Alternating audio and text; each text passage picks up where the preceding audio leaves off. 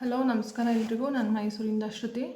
ಇವತ್ತು ಮತ್ತೊಂದು ಹೊಸ ವಿಡಿಯೋ ಜೊತೆ ಬಂದಿದ್ದೀನಿ. ಇವತ್ತಿನ ವಿಡಿಯೋ ಟಾಪಿಕ್ ಏನಂತಂದರೆ, ಬೇಡಿಕೆ ಹೆಚ್ಚಾದಂತೆ ಮೈಸೂರು ಸಿಲ್ಕ್ ಸೀರೆಗಳು, KSIC ಸೀರೆಗಳು ಶುದ್ಧತೆಯನ್ನು ಕಳ್ಕೊಳ್ತಾ ಇದೆಯಾ ಅನ್ನೋದು ಒಂದು ಪ್ರಶ್ನೆ ಎಲ್ಲರಿಗೂ.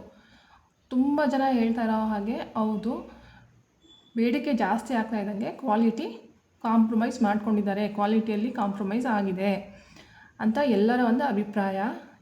ಇವಾಗೆಲ್ಲ ಯಾರ್ಯಾರು ಪರ್ಚೇಸ್ ಮಾಡ್ತಿದ್ದಾರೆ, ಹಳೇ ಪರ್ಚೇಸರ್ಸು ಪುನಃ ಯಾರು ತೊಗೊಂಡಿದ್ದಾರೆ ಅವ್ರಿಗೆ ಗೊತ್ತಾಗ್ತಾ ಇದೆ ಅದ್ರದ್ದು ಏನು ಡಿಫ್ರೆನ್ಸ್ ಅಂತ. ಈಗ ಹೊಸದಾಗಿ ಯಾರು ಸೀರೆಗಳನ್ನ ಪರ್ಚೇಸ್ ಮಾಡ್ತಾ ಇದ್ದಾರೆ ಅವರಿಗೆ ಬಹುಶಃ ಅದರ ವ್ಯತ್ಯಾಸ ಗೊತ್ತಾಗುತ್ತೋ ಇಲ್ವೋ ಅನ್ನೋದು ಒಂದು ಪ್ರಶ್ನೆ. ಹಳೇ ಕಸ್ಟಮರ್ಸ್ ಯಾರಿರ್ತಾರೆ KSIC ಅವ್ರದ್ದು, ಅವ್ರಿಗೆ ಮಾತ್ರನೇ ಅದರದ್ದು ಡಿಫ್ರೆನ್ಸು, ಟೆಕ್ಸ್ಚರ್ ಎಲ್ಲ ಗೊತ್ತಾಗ್ತಾ ಇದೆ ಇತ್ತೀಚಿನ ದಿನಗಳಲ್ಲಿ. ಮತ್ತು ಇನ್ನೊಂದು ಮುಖ್ಯವಾಗಿ ಹೇಳಬೇಕು ಅಂತಂದರೆ, ಬೇಡಿಕೆ ಹೆಚ್ಚಾದಂತೆ ಎಲ್ಲ ಫೀಲ್ಡಲ್ಲೂ ಕಾಂಪ್ರಮೈಸ್ ಮಾಡ್ಕೋತಾರೆ ಕ್ವಾಲಿಟಿಯಲ್ಲಿ. ಅದೊಂದು ಗಮನಿಸ್ಬೇಕೆಲ್ಲ. ಇಲ್ಲಿ ನಾನು ಹೇಳ್ತಿರೋಲ್ಲ ಹೇಗೆ ಅಂತಂದರೆ, ನಿಮಗೆ ಗೊತ್ತಿರ್ಬೋದು, ಇವಾಗ KMF ಅಲ್ವಾ, KMF ಕರ್ನಾಟಕ ಮಿಲ್ಕ್ ಫೆಡರೇಷನ್ ಅಂತ ಕರಿತೀವಿ, ನಂದಿನಿ ಹಾಲು ಎಲ್ಲರೂ ಉಪಯೋಗಿಸ್ತೀವಲ್ವ. ಅದು ಇತ್ತೀಚೆಗೆ ಎಲ್ಲರೂ ನ್ಯೂಸ್ ನೋಡೋರಾಗಿದ್ದರೆ, ದಿನ ಏನೇನು ಕರೆಂಟ್ ಅಫೇರ್ಸ್ ಎಲ್ಲ ಏನೇನು ನಡೆಯುತ್ತೆ ಅಂತ ಫಾಲೋ ಮಾಡೋರಾದರೆ ಅದರಲ್ಲಿ ನಾವು ತಿಳ್ಕೊಬೋದು ಏನು ಅಂತಂದರೆ, ಇತ್ತೀಚೆಗೆ ತುಂಬ ತುಪ್ಪದಲ್ಲಿ ಅರ್ಧಕ್ಕರ್ಧ ಎಲ್ಲ ಪಾಮ್ ಆಯಿಲು ಮತ್ತು ಕೊಕೊನಟ್ ಆಯಿಲ್ನ ಮಿಕ್ಸ್ ಮಾಡಿ ಸಾಗಿಸ್ತಾಯಿದ್ರು ಅಂತ. ಅದು ಮತ್ತು ಇನ್ನೊಂದೇನಂದರೆ, ಅದು ಬೇಡಿಕೆ ಜಾಸ್ತಿ ಇರೋದ್ರಿಂದ ಅದು ಮಾಡಿದ್ರು. ಮತ್ತು ಅದು ಡಿಸ್ಟ್ರಿಬ್ಯೂಟರ್ಗಳೇ ಅಲ್ಲಿ ಇನ್ವಾಲ್ವ್ ಆಗಿದ್ದರು, ಅವನ್ನ ಇದು ಮಾಡಿದ್ದಾರೆ ಅನ್ನೋದು ಒಂದು ಲೇಟೆಸ್ಟ್ ನ್ಯೂಸು. ಎಲ್ಲರೂ ನೋಡಿರ್ತೀರ, ನ್ಯೂಸ್ ನೋಡೋರಾಗಿದ್ದರೆ ಇದೆಲ್ಲ ತಿಳುವಳಿಕೆ ಇರುತ್ತೆ ಎಲ್ಲರಿಗೂ. ಅದೇನಂತಂದರೆ, ಕರ್ನಾಟಕ ಮಿಲ್ಕ್ ಫೆಡರೇಷನ್ ಇದೆಯಲ್ಲ, ಸ್ವಸಹಾಯ ಸಂಘಗಳವೆಲ್ಲ, ಇದು ಗೌರ್ಮೆಂಟ್ ಕಂಟ್ರೋಲಲ್ಲೇ ಬರುತ್ತೆ. ಇದು ಒಂದು KSIC ಥರನೇ ಅಂಡರ್ ಗೌರ್ಮೆಂಟಲ್ಲಿ ಪ್ರತ್ಯಕ್ಷವಾಗಿ ಅವರು ಕಂಟ್ರೋಲ್ ಮಾಡದೇ ಇದ್ದರು, ಕರ್ನಾಟಕ ಗೌರ್ಮೆಂಟ್ ಕಂಟ್ರೋಲ್ ಮಾಡದೇ ಇದ್ದರು, ಪರೋಕ್ಷವಾಗಿ ಕಂಟ್ರೋಲ್ ಮಾಡೋದು ಕರ್ನಾಟಕ ಗೌರ್ಮೆಂಟೇ. ಹಾಗಾಗಿ ನಾವು ಈಗ ತುಪ್ಪನ ತಿಂದು ನೋಡ್ತೀವಿ, ಕಲಬೆರಕೆ ಅಂತ ಗೊತ್ತಾಗುತ್ತೆ. ದಿನ ಹಾಲನ್ನ ಉಪಯೋಗಿಸ್ತೀವಿ, ಅದರಲ್ಲೂ ಕಲಬೆರಕೆ ಅಂತ ಗೊತ್ತಾಗುತ್ತೆ. ಸೀರೆಗಳಲ್ಲಿ ಹೇಗೆ ಗೊತ್ತಾಗುತ್ತೆ ನಿಮಗೆ ಅಲ್ವಾ? ನೀವು ಅದನ್ನು ಹರಿದು ನೋಡ್ತೀರಾ, ಯಾವ ಥರ ಟೆಸ್ಟ್ ಮಾಡಿಸ್ತೀರಾ. ಈಗ ಹೊಸ ಸೀರೆನ ತೊಗೊಂಡೋಗಿ ನೀವು ಕರಗಿಸ್ತೀರಾ, ಅದರಲ್ಲಿ ಏನಿದೆ ಅಂತ ನೋಡೋಕ್ಕಾಗಲ್ಲ. ಅದು ಒಂದು ಎಲ್ಲರೂ ಗಮನಿಸಬೇಕು.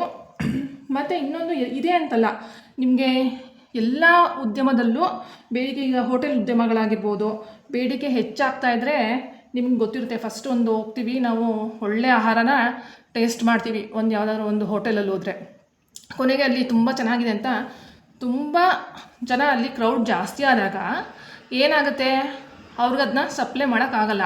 ಕೊನೆಗೆ ಅವರು ಕ್ವಾಲಿಟಿಯಲ್ಲಿ ಕಾಂಪ್ರಮೈಸ್ ಮಾಡ್ಕೋತಾರೆ, ಕ್ವಾಂಟಿಟಿಯಲ್ಲೂ ಕಾಂಪ್ರಮೈಸ್ ಮಾಡ್ಕೋತಾರೆ, ಉತ್ತಮವಾಗಿ ನಿಮಗೆ ಸಿಗಲ್ಲ. ತುಂಬ ಜನಕ್ಕೆ ಇದೆಲ್ಲ ಎಕ್ಸ್ಪೀರಿಯೆನ್ಸ್ ಆಗಿರುತ್ತೆ. ಸೇಮ್ ಅಪ್ಲೈ ಇಲ್ಲೂ ಆಗುತ್ತೆ ಈ ಸೀರೆಗಳಲ್ಲೂ. ಅಂದರೆ ನೀವು ಅದನ್ನು ಟೆಸ್ಟ್ ಮಾಡೋಕ್ಕಾಗಲ್ಲ ಅನ್ನೋದು ಒಂದು ದೊಡ್ಡ ವಿಚಾರ, ಇದನ್ನು ಗಮನಿಸಬೇಕು ಇಲ್ಲಿ. ಅದೊಂದೇ ಅಲ್ಲ, ಇದು ಯಾವುದೇ ಆದ್ರೂ ನಿಮಗೆ ಯಾಕೆ ಬೆಳಕಿಗೆ ಬರಲ್ಲ ಈ ಥರ ವಿಚಾರಗಳು ಅಂತಂದರೆ, ಈಗ ನ್ಯೂಸ್ ಚಾನೆಲ್ಸಲ್ಲೆಲ್ಲ ತುಂಬ ಮೂವ್ ಇರೋದ್ರಿಂದ ಎಲ್ಲ ವಿಚಾರಗಳನ್ನು ಬೇಗ ಸಿಗೋದ್ರಿಂದ ನಮ್ಗೆ ಸಿಗುತ್ತೆ. ಆದರೆ ಕೆಲವು ಏನಾಗುತ್ತೆ, ಕೆಲವು ನಮಗೆ ಟೆಸ್ಟ್ ಮಾಡೋಕ್ಕಾಗಲ್ಲ. ಈಗ ಹಾಲು ತುಪ್ಪಗಳನ್ನ ನಾವು ಸೇವಿಸಿ ನೋಡ್ಬೋದು, ಆದರೆ ನೀವು ಸೀರೆನ ಹಂಗೆ ಮಾಡೋಕ್ಕಾಗಲ್ಲ ಅಲ್ವಾ. ನೀವು ಮಾಡೋಕ್ಕಾಗುತ್ತಾ ಅದನ್ನು? ನೀವು ಹೋಗಿ ಈಗ ಹೊಸ ಸೀರೆ ತೊಗೊಂಡಿರ್ತೀರಾ, ಅಷ್ಟೊಂದು ಇನ್ವೆಸ್ಟ್ ಮಾಡಿ, ನೀವು ಹೋಗಿ ಟೆಸ್ಟ್ ಮಾಡ್ಸೋಕ್ಕಾಗತ್ತಾ? ನೀವು ಕರಗ್ಸೋಕ್ಕಾಗುತ್ತಾ ಅದರಲ್ಲಿ ಎಷ್ಟು ಸಿಗುತ್ತೆ ಅಂತ? ಅದೆಲ್ಲ ಸಾಧ್ಯನೇ ಇಲ್ಲ. ಮತ್ತು ಕ್ವಾಲಿಟಿಯಲ್ಲಿ ಸ್ವಲ್ಪ ಆಗಿದೆ ಅನ್ನೋದು ಎಲ್ಲರ ಮಾತು. ಈಗ ಎಲ್ಲ ಯಾರ್ಯಾರು ಪರ್ಚೇಸ್ ಮಾಡ್ತಿದ್ದಾರೆ ಎಲ್ಲರ ಮಾತು. ಈ ಒಂದು ವಿಡಿಯೋ ಮೂಲಕ ಏನು ನಾನು ಎಲ್ಲರಿಗೂ ಕನ್ವೆ ಮಾಡೋಕ್ಕೆ ಹೋಗ್ತಾ ಇದ್ದೀನಿ ಅಂತಂದರೆ, ಬೇಡಿಕೆ ಹೆಚ್ಚಾದಂಗೆ ಅದಕ್ಕೆ ಕ್ವಾಲಿಟಿಯನ್ನು ಹಾಗೆ ಒದಗಿಸ್ಬೇಕು ಅನ್ನೋದು ಎಲ್ಲ ಈಗ ತೊಗೊಳ್ಳೋ ಎಲ್ಲ ಕಸ್ಟಮರ್ಸ್ದು ಒಂದು ಡಿಮಾಂಡ್. ಯಾಕೆ ಅಂತಂತಂದರೆ, ಅವರು ಅಷ್ಟು ಪ್ರೈಸ್ ಇದೆ ಆ ಸೀರೆಗಳಿಗೆ. ಯಾವುದೋ ನಿಮಗೆ 10-15 ಸಾವಿರ ರೂಪಾಯಿಗೆ ಸಿಗೋ ಸೀರೆಗಳೆಲ್ಲ ಇದು, ಕ್ವಾಲಿಟಿಯಲ್ಲಿ ಕಾಂಪ್ರಮೈಸ್ ಮಾಡ್ಕೊಬಿಡೋಕ್ಕೆ. ಯಾಕೆ ಅಂತಂದರೆ, ನಾವು ಸಾವಿರಾರು ರೂಪಾಯಿನ ಇನ್ವೆಸ್ಟ್ ಮಾಡಿರ್ತೀವಿ, ಅಲ್ಲಿ 50,000 60,000 ಕೊಟ್ಟು ತೊಗೊಂಡಿರ್ತೀವಿ. ಅದೇ ಅಲ್ಲಿ ಕ್ವಾಲಿಟಿ ಕಾಂಪ್ರಮೈಸ್ ಆಗಲೇಬಾರ್ದು. ಇದು ಹೆಂಗಾಗ್ತಾ ಇದೆ ಅಂದರೆ, ಇದು ಮಹಾರಾಜರು ಉಪಯೋಗಿಸ್ತಾ ಇದ್ದಿದ್ದು ಸೀರೆಗಳು ಅಂತಂದ್ಬಿಟ್ಟು ಅವರು ಇಂಟ್ರೊಡ್ಯೂಸ್ ಮಾಡಿದ್ದು ನಮ್ಮ ಮೈಸೂರಲ್ಲಿ ಅನ್ನೋ ಒಂದು ಟ್ಯಾಗ್ಲೈನ್ ಇಟ್ಕೊಂಡು, ಇದು ಗೌರ್ಮೆಂಟ್ ಕಂಟ್ರೋಲಲ್ಲಿ ಬಂದ್ರೂ ಆ ಟ್ಯಾಗ್ಲೈನ್ ಇಟ್ಕೊಂಡು ತುಂಬ ಜನಕ್ಕೆ ಇದು ಅರ್ಥ ಆಗ್ತಾಯಿಲ್ಲ ಈ ವಿಚಾರಗಳು ಏನು ಅಂತಂದ್ಬಿಟ್ಟು. ಹೀಗೆ ಈ ಸೀರೆಗಳದ್ದು ಹೆಂಗೆ ಅಂತಂದರೆ, ಕ್ವಾಲಿಟಿಯಲ್ಲಿ ವ್ಯತ್ಯಾಸಗಳು ತುಂಬ ಆಗ್ತಾಯಿದೆ. ಇದೇ ಥರ ಮುಂದುವರೆದರೆ, ಇದೇ ದಿನಗಳು ಹೀಗೆ ಮುಂದುವರೆದರೆ ಕ್ವಾಲಿಟಿಯಲ್ಲಿ ತುಂಬ ವ್ಯತ್ಯಾಸ ಆಗುತ್ತೆ. ಒಂದು ಚಿಕ್ಕದು ಉದಾಹರಣೆ ಜೊತೆ ಹೇಳಬೇಕಂತಂದರೆ ನಿಮಗೆ, ಒಬ್ಬರು ತುಂಬ ವಯಸ್ಸಾಗಿರೋರು, ಒಂದು 60 ವರ್ಷ ಇರೋರು, ಒಂದು ಸೀರೆ ಅವರು ಅದನ್ನು ಹೇಗೆ ಹ್ಯಾಂಡಲ್ ಮಾಡಿದ್ದಾರೆ ಅಂತ ಗೊತ್ತಿಲ್ಲ. ಈ ಸೀರೆಗಳನ್ನ ಹ್ಯಾಂಡಲ್ ಮಾಡೋದು ಒಂದು ಕಲೆ, ಎಲ್ಲರಿಗೂ ಅದು ಸ್ವಲ್ಪ ಕಷ್ಟ. ಹೇಗೆ ಬೇಕಂದರೆ ವಾಶ್ ಮಾಡೋಕ್ಕಾಗಲ್ಲ, ಹೇಗೆ ಬೇಕಂದರೆ ನೀವು ಹಂಗೆ ಮಡ್ಚಿಡೋಕ್ಕಾಗಲ್ಲ, ಅದೆಲ್ಲ ಇರುತ್ತೆ ಈ ಸೀರೆಗಳಲ್ಲಿ. ಅವ್ರು ಬಂದು ಒಂದು ಶೋರೂಮಲ್ಲಿ, ಅದು ನಮ್ಮ ಮೈಸೂರಿನ ಹೃದಯ ಭಾಗದಲ್ಲಿದೆ ಆ ಶೋರೂಮಲ್ಲಿ ಬಂದು ಇದೇನಕ್ಕೆ ಈ ಥರ ಆಗಿದೆ ಅಂತ ಅಲ್ಲಿನ ಸ್ಟಾಫ್ಸ್ನ ಕೇಳುವಾಗ, ಇದು ನೋಡಿ ಈ ಥರ ಆಗಿದೆ, ನೀವು ಅಷ್ಟು ದುಡ್ಡು ಕೊಟ್ಟು ತೊಗೊಳ್ತೀರಾ, ಈ ಬಣ್ಣಗಳು ನೋಡಿ ಹಿಂಗೆ ಫೇಡ್ ಆಗಿಬಿಟ್ಟಿದೆ, ಒಂದು ಕಡೆ ಒಂದು ಕಲರು, ಒಂದು ಕಡೆ ಹಿಂಗೆ ಕಲರು, ಹಾಗೆ ಅಂದಾಗ ಆ ಸ್ಟಾಫ್ಸು ಅವ್ರಿಗೆ ನೀವು ಇಲ್ಲಲ್ಲ, ನೀವು ಫ್ಯಾಕ್ಟ್ರಿ ಹತ್ರ ಹೋಗು ಕೇಳಬೇಕು, ಇದನ್ನೆಲ್ಲ ನಮ್ಮನ್ನು ಕೇಳೋದಲ್ಲ ಅನ್ನೋದು ಅವ್ರ ಮಾತಾಗಿತ್ತು. ಆದರೆ ಕೊನೆಗೆ ಅವ್ರು ಹೇಳೋ ತನಕ ಇವರು ಹೇಳಿದ್ರು, ಕೊನೆಗೆ ಅವ್ರಿಗೆ ಆಗಲಿಲ್ಲ. ನೀವು ಅಲ್ಲಿ ಡೈಯಿಂಗ್ ಎಕ್ಸ್ಪರ್ಟ್ಸೇ ಇರ್ತಾರೆ, ನೀವು ಅಲ್ಲಿ ಹೋಗಿ ಕೇಳಿ ಅನ್ನೋದು ಅವ್ರ ಮಾತಾಗಿತ್ತು. ಈಗ ಈ ಥರ ಈ ಸೀರೆಗಳು ತುಂಬ ಎಲ್ಲ ಕಡೆ ಇದನ್ನು ಹೈಪ್ ಮಾಡ್ತಾರೆ ಹೊರತು ಇದರ ಅಡ್ವಾಂಟೇಜಸ್ನ ಜಾಸ್ತಿ ಹೇಳಿಬಿಟ್ಟು, ಈಗೆಲ್ಲ ಪ್ರಮೋಷನಲ್ಲಿ ಯಾರೂ ಮಾಡ್ತಾ ಇರೋದು ಅಂದರೆ ಎಲ್ಲ ಹೊಸ ಪರ್ಚೇಸ್ಗಳೇ, ಎಲ್ಲ ದುಡ್ಡು ಕೊಡದೆ ಯಾರೂ ಪ್ರಮೋಟ್ ಮಾಡೋದೇ ಇಲ್ಲ ಈ ಸೀರೆಗಳನ್ನ. ಹೀಗೆ ಈ ಸೀರೆಗಳು ಇವತ್ತು ಈ ಸ್ಥಾನಕ್ಕೆ ಬಂದು ನಿಂತಿದೆ.